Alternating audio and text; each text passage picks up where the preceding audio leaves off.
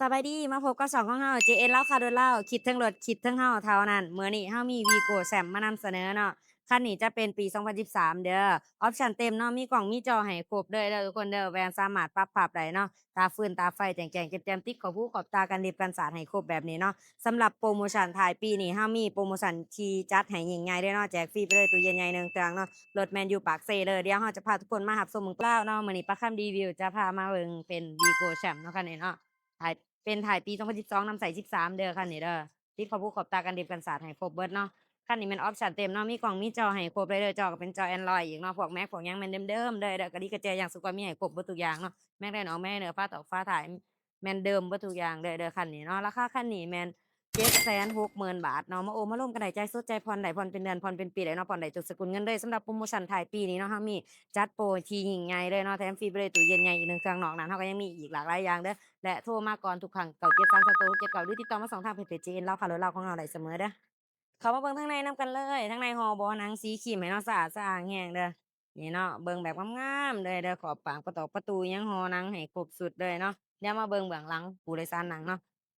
นี่โจ๊กๆงามๆแบบนี้เลยห่อบ่หนังให้เรียบร้อยครบสุดเบิดเด้อมีบ่อนเหยียบให้นำพร้อมเนาะขอบกลางก็ห่อหนังเส้นเดียวกัน พวงมาลัยจะเป็นพวงมาลัยมัลติฟังก์ชันเนาะปุ่มคอนโทรลคอนโทรลกดเสียงขึ้นเสียงลงอยู่ในหน้าอยู่ในพวงมาลัยนี่ครบสุดเนาะและหน้าจอหน้าปอกหน้าปัดของเฮาแจ้งๆแจ่มๆแบบนี้หน้าจอของเฮาก็หน้าจอใหญ่ๆเป็นจอ Android อีกเนาะเชื่อมอินเทอร์เน็ตเข้าไปสามารถ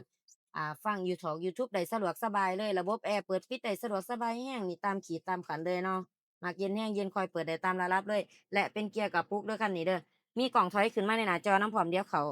กล่องถอยให้เบิ่งนี่เนาะแจ้งๆแจ่มๆแบบนี้เลยเด้อทุกคนเด้อ แวนเนาะแวนสามารถปรับพับได้อีกเนาะนี่แวนสามารถปรับพับได้สะดวกสบายเจ้าอยู่ในที่แคบก็พับมันไว้เพื่อบ่ให้เขามาซนมาต่ำเอาเด้อสุดตะบ่หลอกตะบ่โลเฮาเฮ็ดจบๆงามๆให้ครบสุดเลยเนาะเม็ดออกเม็ดอักของเฮาอยู่ครบทุกจุดทุกเม็ดเนาะจบๆงามๆแบบนี้เลยเด้อ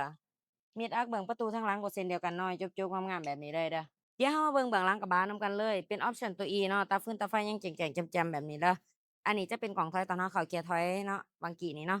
เดี๋ยวมาไขเบิ่ง แม็กไลเนอร์เดิมๆเดิมมีห้อยขีดขวดตามการใช้งานเนาะหัวน็อตอยู่ขอบข้างประตูยังอยู่ครบทุกจุดทุกเม็ดเนาะโจ๊ะๆงามๆแบบนี้เลยนี่เด้อทางนี้ก็เช่นเดียวกันเนาะ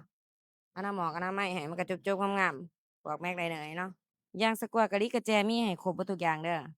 มาเด้อจะพาทุกคนมาเบิ่งห้องจักรห้องเครื่องฟังเสียงจักรเสียงเครื่องนำกันเลยเนาะ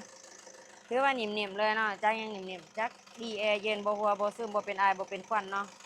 แบบนี้เลยเด้อหมอฟืนหมอไฟอนาหมอกอนามัยเครื่องจักรให้กะไม่งามเอี่ยมคือเก่าเลยอันนี้แม่นเฮาบ่ทันได้อนามัยเครื่องจักรเด้อเอาไปล้างไปเช็กไปอันนี้ขึ้นมันก็งามขึ้นเนาะนี่เด้อโลโก Toyota อยู่ฝากระโปรงก็ยังอยู่ครบเบิดทุกอย่างเดิมๆเนาะรถนี่เนาะบ่เปลี่ยนตัว R ตัว L ยังอยู่ครบเบิดทุกอย่างผู้ใดได้ไปบ่ให้ผิดหวังมาเบิ่งมาเช็กได้ ฝากไว้ติมเด้อทุกคนเด้อกับรถคันนี้เนาะ Vigo Sam เนาะถ่ายปี12นำใส่13และออปชันเต็มเนาะมีกล่องมีจอให้ครบเลยจอก็เป็นจอ Android เนาะเป็นเกียร์กระปุกเด้อแวนสามารถปรับพับได้เนาะตาฟืนตาไฟแจ้งๆแจ่มๆแบบนี้ติดขอบหูขอบตากันเล็บกันสาดให้ครบสุดเลยเนาะสีปอนงามๆอีกเด้อราคาคันนี้แม่น